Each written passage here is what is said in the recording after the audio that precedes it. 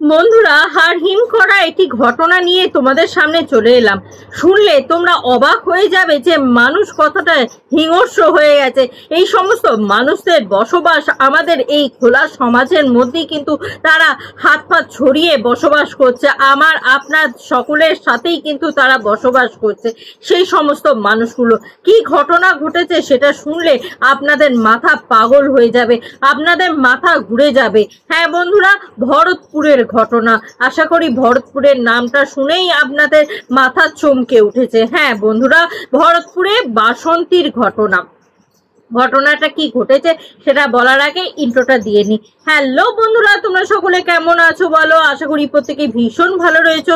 আজকে আমার ভিডিওতে প্রত্যেককে সুস্বাগতম জানাই। যদি ভালো লাগে ভিডিওটি অবশ্যই লাইক করবে, শেয়ার করবে, কমেন্ট করবে এবং নতুন যদি বন্ধু হয়ে থাকো অবশ্যই চ্যানেলটি কিন্তু সাবস্ক্রাইব করে নিতে একদম ভুলবে না। তো চলো বন্ধুরা, মূল ভিডিওতে আমরা ঢুকে পড়ি। তো বন্ধুরা, তোমাদেরকে যে ঘটনাটি জানাচ্ছিলাম যে ভরতপুরে বাসন্তীর ঘটনা, হাড় হিম করা ঘটনা, সেটা একটা মানে দেওর আর বৌদির সম্পর্কের ঘটনা। দেওর বৌদির সম্পর্কটা কতটা মধুর হয় আমরা সকলেই কিন্তু জানি। এই সম্পর্কের মধ্যে কিন্তু কোনো গালি গালাজ বা কোনো খারাপ ব্যাপার থাকে না।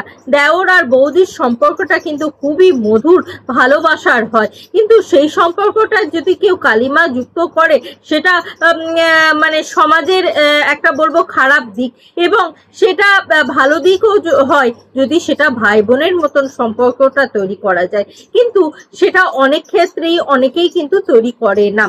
এবার চলে আসি যে ঘটনাটা আসলেই কি ঘটেছে। সকালবেলাতে এই মানে একটা দেওর আর কি, বাসন্তীর একটা ছেলে আর কি, সে কি করেছে না, সে আম পাড়তে যাবে বলে আম পাড়তে গেছে। সেখানে গিয়ে তার বৌদির সাথে ভীষণ পরিমাণে বচসা শুরু হয়। আর বচসা শুরু হওয়ার পর এতটাই তুমুল পরিমাণে বচসাটা শুরু হয় যেখানে গিয়ে কিনা তার বৌদির গলা মানে ধর থেকে গলাটাকে কেটে নিয়ে সে কিন্তু সেই গলাটা কাটা গলা নিয়ে রাস্তার মধ্যে কিন্তু সে হাঁটতে হাঁটতে চলে যায়। এটা কি ধরনের পাশবিকতা, এটা কি ধরনের মানসিকতা আমি জানি না। এরা কি ধরনের মানুষ সত্যিই আমরা জানি না। এরা যদি সত্যিকারের অর্থে মানুষ হতো, সমাজের যদি উপকারী প্রাণী হতো, তাহলে অন্তত পক্ষে এইরকম কাজ করতো না। সমাজকে কি শিক্ষা দিচ্ছে এরা?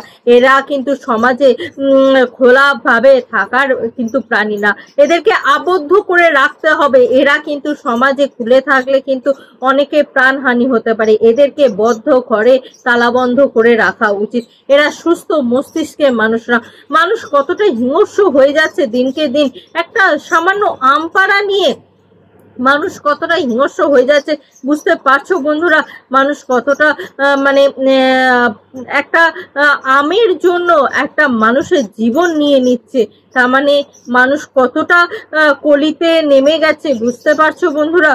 এই সমস্ত দিক থেকে নিজেদেরকে উদ্ধার করার জন্য, সতর্ক থাকার জন্য অবশ্যই বন্ধুরা তোমাদেরকে বলবো যে তোমরা সাবধানে থাকো, সুস্থ থাকো এবং বিভিন্ন আপডেট পাওয়ার জন্য আমার এই চ্যানেলটির ওপরে নজর রাখো। তো এই চ্যানেলটির ওপরে নজর রাখার জন্য কি করতে হবে? চ্যানেলটিকে সাবস্ক্রাইব করে নিয়ে বেল আইকনটা ক্লিক করে অল অপশনটা অন করে দিতে হবে, যাতে যখনই কোনো আমি ভিডিও দিই না কেন সবার প্রথম তোমরা যাতে দেখতে পাও। তো বন্ধুরা, আজকের মতন আসি, আবার দেখা হবে তোমাদের সাথে নতুন একটা ভিডিওর সাথে, নতুন একটা চোখের সাথে। ততক্ষণের জন্য টাটা।